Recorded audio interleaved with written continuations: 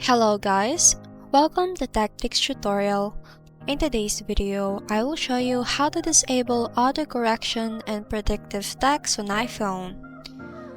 The first thing that you need to do is to go to Settings, and then after that, go to General and click the keyboard. And then here you can be able to find the predictive text and then the autocorrection. So you have to turn off both of these two.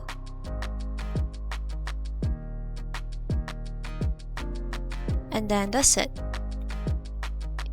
Thank you so much for watching this video. If you ever find this video helpful, don't forget to like, comment, share, and subscribe.